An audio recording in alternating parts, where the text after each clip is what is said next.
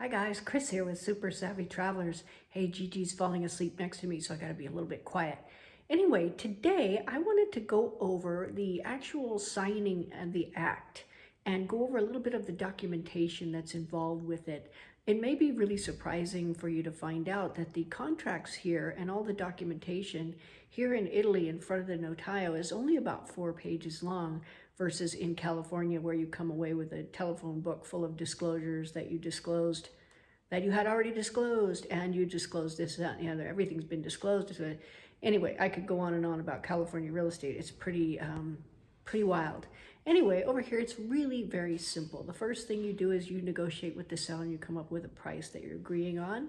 Second thing is that you sign the compromesso, which is the promise between you and the seller to buy and sell the property, and that is accompanied with a deposit. If the deposit doesn't get paid, the compromesso, even though signed, generally has wording in it that it is null and void. So once you do that, then you set the act. Now, in order to get the act up and going, the notaio has to do his checks, the mortgage checks and the cadastral checks and things like that, and checking on the deed and everything else, making sure everything's in line. And you'll see a lot of the things of the lines of succession and things like that in these documents. It's really quite fascinating, very different than California.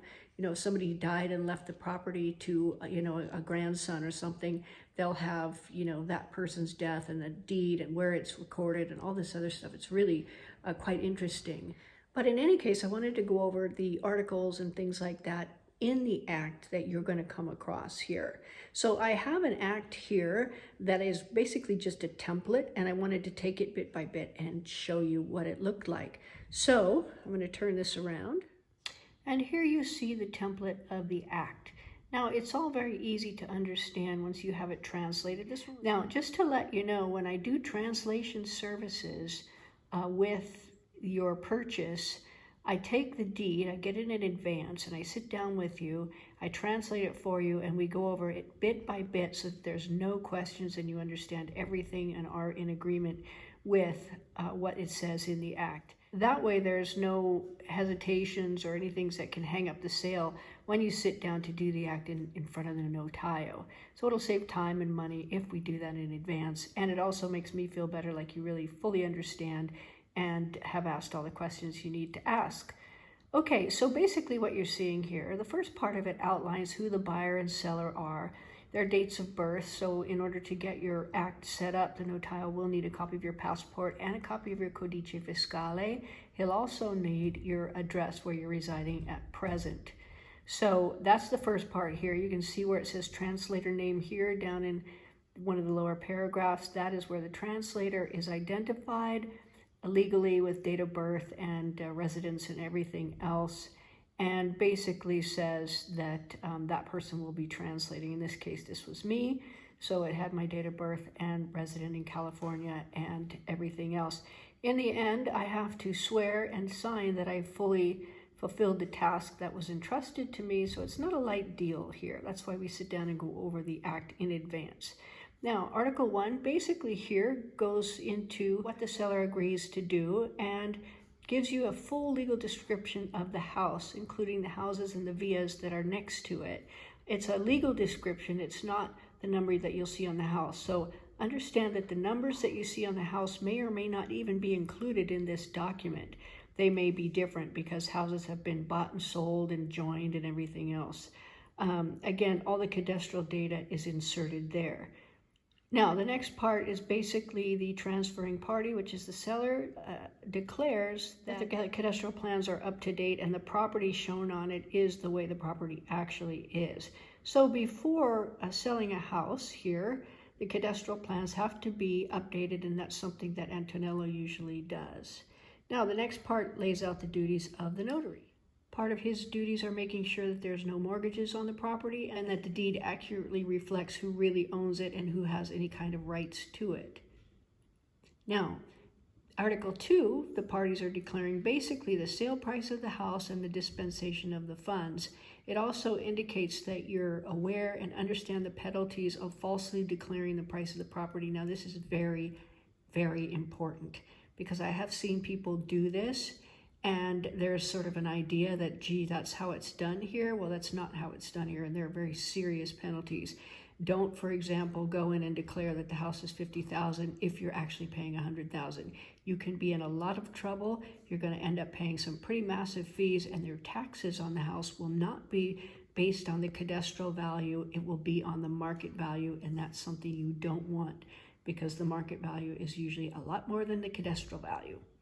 Okay, so basically you're declaring that, and then this goes over the euros and more dispensation of funds. Basically it outlines what's already been paid and by what bank transfer and what date that happened and everything else. So make sure that when you go into the notaio, you have a receipt for any deposit that you've paid so that you can show it to him and he can insert that data there. Also gives the IBAN numbers and the account information for the seller.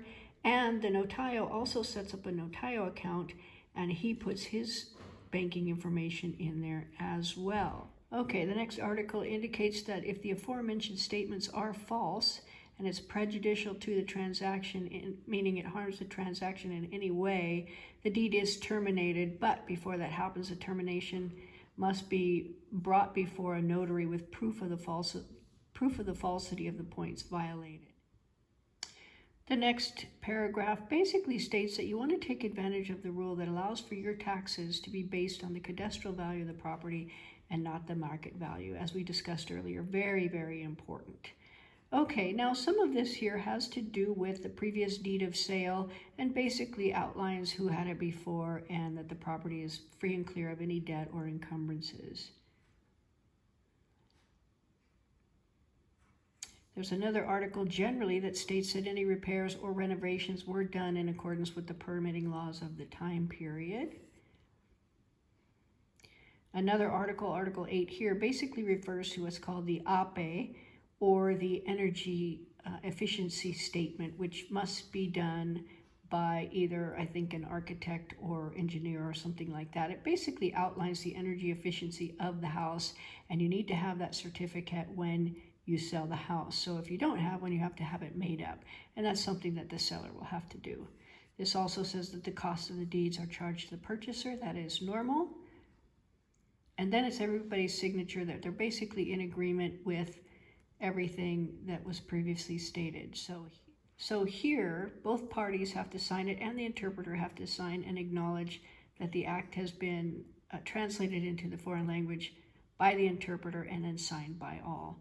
So it's a technical thing. There's other things that you might find in the act, but this one is pretty simple and I think pretty straightforward. So I don't think you're going to have a problem when you get there. So we do offer the translation package as a part of our services, and we do sit down and go over every point of the act. Anything that's not clear for any reason, we clear it up with Antonello or the notaio beforehand, so there's no hitches or glitches. So anyway, I thought you might want to see all of that. This is just a little sample of what an act will look like. Remember, I'm not an attorney, and I'm also not a real estate agent. I am a consultant. So this is basically my understanding of everything that I've seen. Always, if you have any questions or worries about it, consult an attorney, and of course, we love Nick Mehta. Okay, good. So I hope this helps you guys. I'll see you a little bit later on down the line.